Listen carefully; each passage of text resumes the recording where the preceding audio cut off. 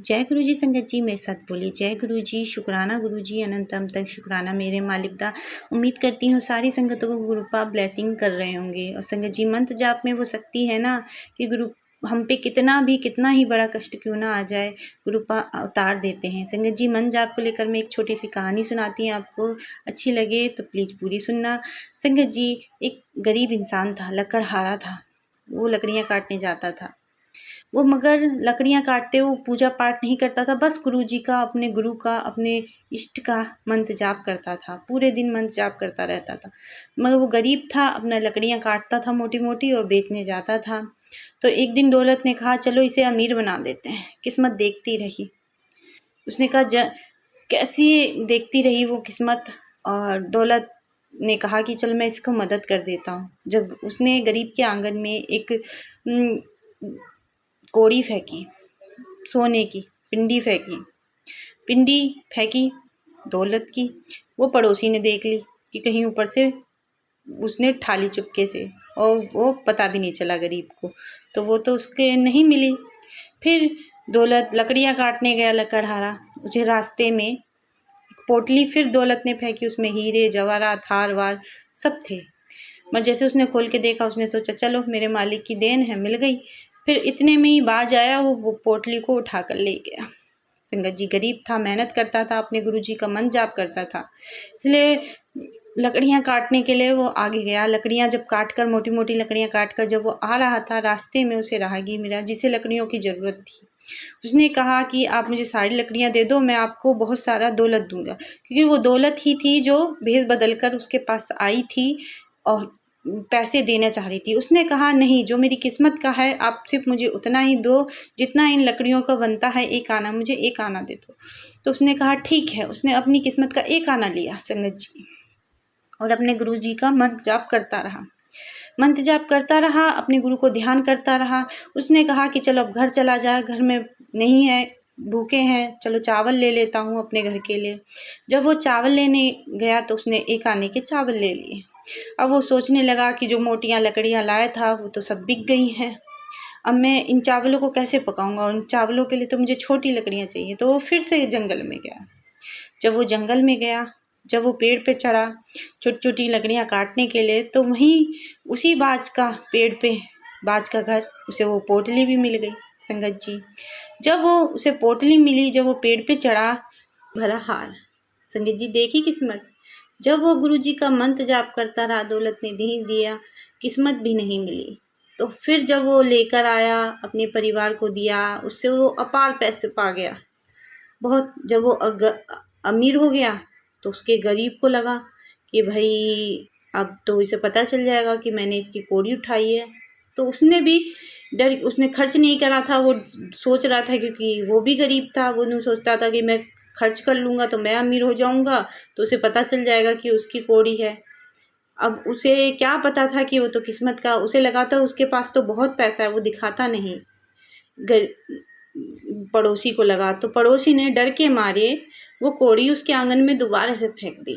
तो संगत जी, देखो ना, फिर जब वो सुबह उठा तो उसको कौड़ी मिल गई। तो अब तो कौड़ी तो खर्च ना हुए, तो किस्मत की खोले। तो फिर वह अपने गुरु को बहुत बहुत बहुत जप करता रहा संगत जी। उसने बहुत प्याऊ लगवाए, भोजन कराया, किसी गरीब को अपने द्वारे से जाने नहीं दिया, बस अपने गुरु जी का जाप करता रहा। कहा कि मैं इस दौलत का क्या करूँगा, यह मुझे तो मेरे अपने मालिक के जप से ही मुझे ताकत मिलती है। तो संगत जी, ये इस कहानी से हमें ये मिलता है कि जब हम अपने गुरु का जाप करते हैं ना, हमारे पास कितनी दौलत आए वो टिकेगी नहीं।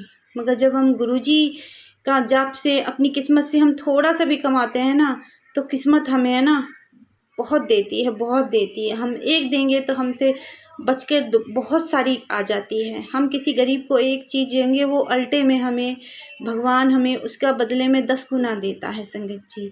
इसलिए हमें हमेशा अपनी कमाई का दसम हिस्सा हमेशा किसी गरीब को, या किसी गरीब के खाने का इंतजाम कर सको। आपका जितना भी कमा रहे हो, आप चाहे 10 रुपये कमा रहे हो, तो 1 रुपया आप किसी गरीब को दे दो।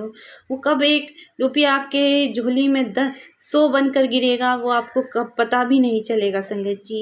ऐसे ही हमारे गुरुपा ब्लेस करते हैं और संगत जी ऐसे ही हमारे गुरुपा अलग अलग तरीक़ों से जोड़ते हैं। आज मैं एक ओल्ड सत्संग लेकर आई हूँ आंटी का, बहुत ही प्यारा ब्लेसिंग भरा सत्संग है। इस सत्संग को सुनना और पता चलेगा कि गुरुपा आपको कैसे जोड़ते हैं अपनी ज़िंदगी से और कैसे उनकी ज़िंदगी को स्वर्ग कर देते हैं। कितनी परेशानियाँ होते हैं सबसे निकाल देते हैं। संगत जी जो सत्संग आपको अच्छा, इसलिए संगत जी वीडियो को पूरा सुनना ताकि गुरुजी की ब्लेसिंग आप सभी को मिल सके। संगत जी प्लीज़ मेरे वीडियो को लाइक भी करना ताकि मुझे भी मोटिवेशन मिल सके कि मैं आंटियों से फ़ोन कर करके उनके ओल्ड सत्संग मंगा सकूं और ताकि मुझ पर भी कॉपीराइट ना आए मेरे चैनल पर और आप सभी के सत्संग शेयर होते रहें इस चैनल पर। इसलिए वीडियो को लाइक करना ताकि मुझे भी मोटिवेशन मिल सके और सत्संग को पूरा सुनना, क्योंकि ओल्ड सत्संग सुनने से ही हमें ये पता चलता है कि हमारे गुरुपा अपनी संगतों से कैसे जुड़े रहते हैं। इससे सत्संग को पूरा सुनना। जय गुरु जी, शुक्राना। Salutations to Guruji Sangat all over the world. Guruji का बहुत बहुत शुक्राना for giving me this opportunity to share my satsang. गुरुजी से मैं last year actually connect हुई थी। जैसे कि सब संगत कहते हैं कि actual जो connection होता है वो बहुत पुराना होता है। I'm sure my connection to Guruji predates the actual day when I visited the Bada Mandir or when I got to know about him. So I'm from the Indian Foreign Service, and I last served as the Indian ambassador to Greece. So last year, जब मेरी assignment complete हुई, तो at the end of last year, I came back to India. तो जब मैं India I तो मैं एक अपार्टमेंट ढूंढ रही थी, I wanted to buy an apartment. तो मैं अपने रियल्टर के साथ एक दिन इस तरह ग्रीन पार्क गई घर देखने के लिए। तो जब मैं फ्लैट सर्वे कर रही थी तो मैंने किचन में एक फोटो देखी, तो उसमें लिखा था गुरुजी ब्लेस हिज फॉरएवर ब्लेस। तो मैंने पूछा कि ये घर किसका है, तो मेरे जो रियल्टर थे, जो ब्रोकर थे, उन्होंने कहा ये कश्मीरी पंडित है, उनका है। तो मैंने फोटो देख के कहा कि शायद कोई कश्मीरी पंडित ये गुरुजी है। But that aura that which the picture radiated, और जो एक वो जो इमेज थी वो stuck in my mind. तो मैंने घर जाके गूगल किया, तो देखना शुरू किया, सत्संग भी कई सुने। So it all felt something very new, a new phenomenon I thought it was. कि कोई ऐसे भी गुरुजी हो सकते हैं जो लोगों की डिजीजेस एलमेंट्स सब ठीक कर देते हैं, इतने सारे लोगों की all over the world, and he is present around though he is not in the world.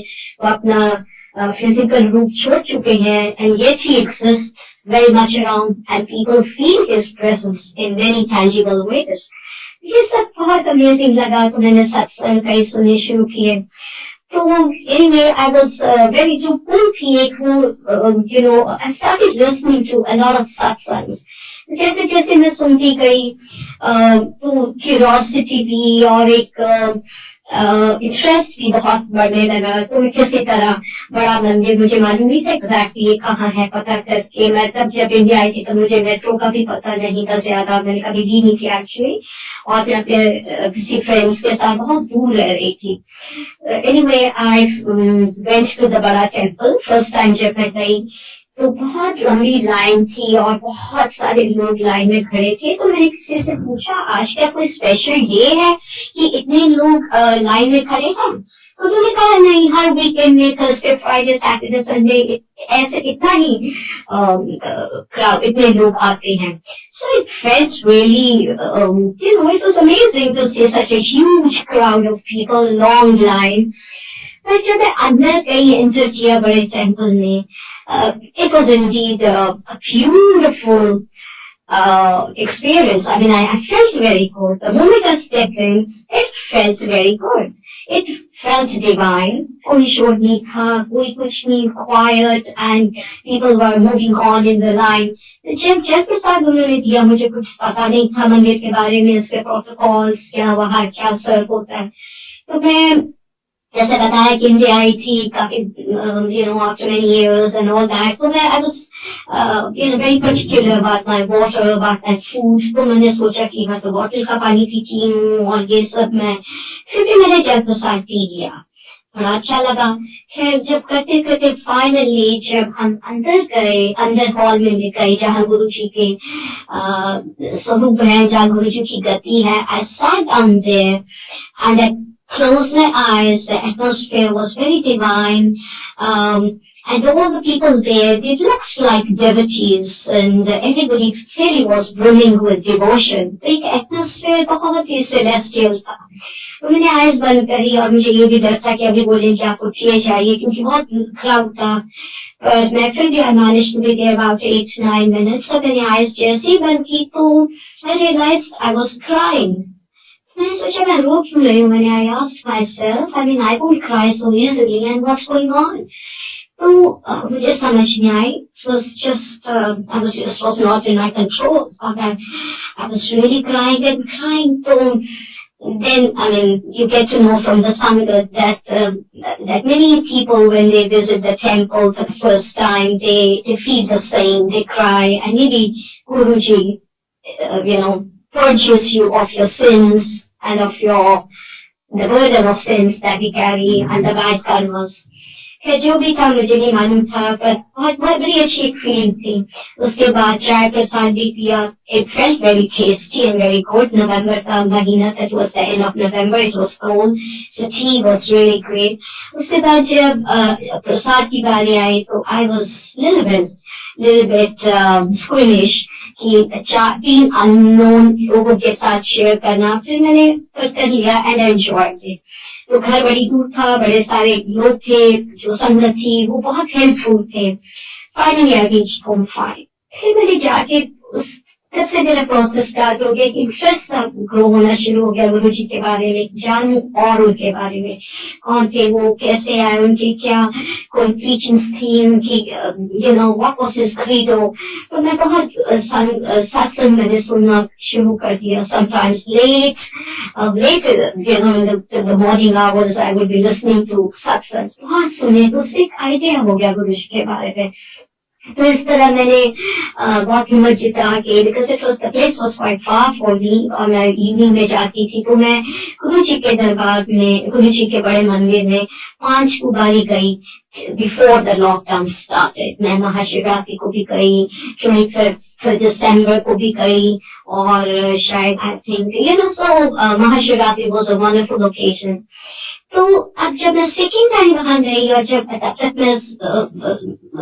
मैं गई और मैंने वो प्रसाद खाया, गुरु जी का लंगर प्रसाद खाया, उसके बाद जब मैं खा रही 2-3 दिन के बाद मैं देख रही थी अपने थ्रोट पे मेरे को एक सिस्ट थी ग्रीस में। Actually it was a benign cyst near my thyroid glands, तो वहाँ डॉक्टर चाहता था कि वो इसको ऑपरेट करते, और मैं भी सोच रही थी कि इंडिया जाऊंगी, where I would run around to different hospitals and all that, तो मैं करा देती हूँ सर्जरी।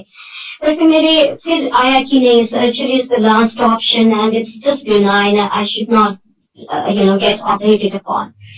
तो जब वो दूसरी बार मैंने गुरु जी का वो लंगर प्रसाद खाया और जब मैंने बताया था गई, तो 3-4 दिन के बाद मैं सिस्ट ढूंढ रही कहाँ गई, तो मैंने रियलाइज किया कि सिस्ट डिसअपीयर हो गई थी। Cyst was no longer there. I just couldn't believe। फिर मैंने सोचा ये तो गुरु जी की कृपा है, गुरु जी की महिमा है। And I thought to myself, Guru ji, you are so merciful, Guru ji are so great।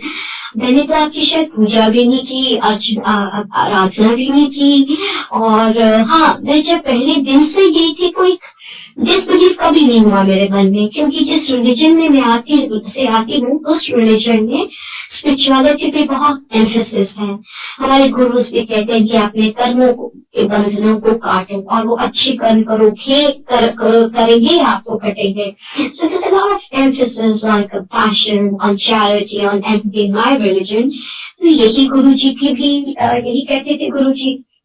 और मुझे लगा गुरु जी बहुत ही, ये तो सचमुच में भगवान है, क्योंकि मेरे को तन से उन्होंने ठीक कर दिया, कितने लोगों को कितनी डिस्ट्रेस से राहत दिलाते हैं, कि लोगों को मेंटल स्ट्रेस से राहत दिलाते हैं। It all started feeling very very real. और अपने रिलीजन को फॉलो करते हुए मैं कई सेंट्स से मिली, स्पिरिचुअल लोगों से भी मिली थी और कई ब्लेसिंग्स भी उनकी ली। पर इस तरह के गुरु जी जो कि इतने सारे लोगों को इतनी प्रॉब्लम से रिलीफ देते हैं और जो अपनी प्रेजेंस फील करवाते हैं, ये सब it was just too good to be true. कई बार लगता था कि ऐसे भी होता है, ये तो भगवान है। पर फिर धीरे धीरे लगने लगा, एक्सपीरियंसेस हुए कि गुरु जी भगवान ही है, शिव का रूप है और he is Lord Shiva manifest, उनकी मैनिफेस्टेशन है, नथिंग लेस देन दैट। तो इसी तरह फिर लॉकडाउन जब स्टार्ट हो गया तो मैं रिलेटिव्स के पास कुछ रह रही थी and I was on the look out to rent out a place. काफी परेशानी हो रही थी मेरे को, किसी के रिलेटिव्स के पास मैं लगा था कि वो स्टे कर रही हूँ।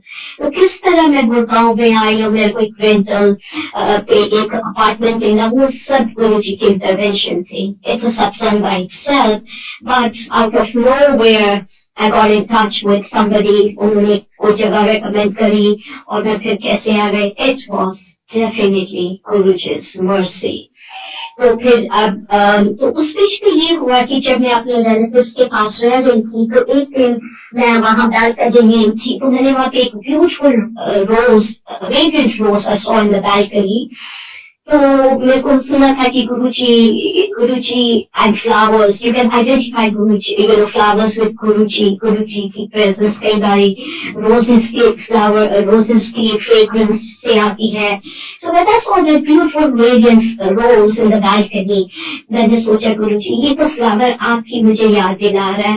गुरुजी हाउ नाइस, और अब आप ही कृपा करें कि मेरे को जो मैं घर रेंट कर रही हूँ वो मुझे जल्दी से जल्दी मिल जाए और मैं वहां पे शिफ्ट कर लूँ। और जब मैं शिफ्ट करूंगी गुरुजी से पहले अगर आप मुझे एक रोज और दिखा देंगे तो फिर मुझे और भी लगेगा कि ये तो सब गुरु जी की प्रेजेंस है। एंड यू वुडंट बिलीव संगत जी, जिस दिन मुझे शिफ्ट वहां से करना था, सुबह मैंने बालकनी में देखा, पहले एक रोज था, एक रोज, एक और रोज उस मॉर्निंग में, it was just, it had bloomed. There were two beautiful red roses. I said, Guruji, oh, it's incredible. और गुरुजी की जो थर्ड आई है, I am sure that's there, क्योंकि एक जो दो पिक्चर्स हैं, एक में तो लॉर्ड शिवा वो नजर आते हैं बहुत भारी, और जो बड़ी वाली पिक्चर स्वरूप है उसमें मैंने गुरुजी की जब रात को भी सोने से पहले पिक्चर के पास, स्वरूप के पास बैठती हूँ या मॉर्निंग में जब बैठती हूँ, बहुत बारी एक आंख गुरुजी की जैसे एनलार्ज होती है। कितनी बारी मैंने देखा एक क्लियरली एक आंख एनलार्ज होती है। मैं बोलते हैं शायद ये गुरु जी की, लॉर्ड शिवा की थर्ड आई है, जो भी गुरु जी मुझे ब्लेसिंग्स दे रहे हैं। तो in short I would say that गुरु जी शुक्राना, बहुत बहुत इन्फिनिट ग्रैटिट्यूड टू यू कि आपने मेरा हाथ पकड़ा, मैं इंडिया आई और मुझे एक एंकर मिल गया, मुझे एक इतना बड़ा एक सपोर्ट गुरु जी, स्पिरिचुअल सपोर्ट, एक डिवाइन सपोर्ट आपने दी है। और प्लीज इसके काबिल बनाना कि हम आपके काबिल बने, मैं आपके काबिल बनूं और कोई गलती हो माफ करना, और ताकि I should reform myself even better. But it's wonderful to connect to Guru ji. It's I never met any महापुरुष लाइक गुरु जी, और it's just been wonderful. So if I have maybe another 2 minutes, I would also like to mention that there have been times when I felt a bit conflicted. मुझे लगा कि जो मेरे अपने religion के जो गुरु हैं, जिन्होंने मुझे स्पिरिचुअलिटी सिखाई, जिन्होंने मुझे कंपैशन सिखाया, जिन्होंने मुझे सोल के ऊपर एम्फेसिस दिया and told me about the importance of soul as a human body, अब मैं उन गुरुज को क्या छोड़ दूं, मैं उनकी क्या भक्ति करनी छोड़ दूं, तो अब मैं गुरु जी का ही क्या खाली जाप करूं। ये बड़ी बड़ी कॉन्फ्लिक्ट मेरे मन में आई, क्योंकि इतने साल जिंदगी के मैंने गुरु जी के जो मंत्र जाप थे, जो मेरे अपने गुरु थे मेरे धर्म के, उनकी पूजा पाठ करती थी। But slowly you realize कि जैसे बाकी संगत भी कहती है कि गुरु जी is the ultimate, Guru ji is omnipresent, you feel Guru ji everywhere, Guru ji omniscient, वो सब जानते हैं कहाँ क्या हो रहा है, और ये तो मैंने खुद कितनी बार एक्सपीरियंस किया है। और गुरु जी में पावर omnipotent तो वो है ही, इतनी पावर, इतनी ताकत है कि आपको ब्लेस करते हैं। तो वो जो अल्टीमेट हमारे गुरु जी हैं, उन्हीं में सब बाकी गुरु हैं, देवी देवता सब गुरु उन्हीं में है, उस सबके ऊपर एक भगवान का रूप है। तो वो जो कॉन्फ्लिक्ट है वो भी अब धीरे धीरे डिसॉल्व हो रही है। और it's just Guru ji once again I express my gratitude to you, my profound gratitude to you from the bottom of my heart, and indeed my gratitude to you for always, for accepting me, for holding my hand, for showing me the real path in life. Thank you so much. I think that my time is over.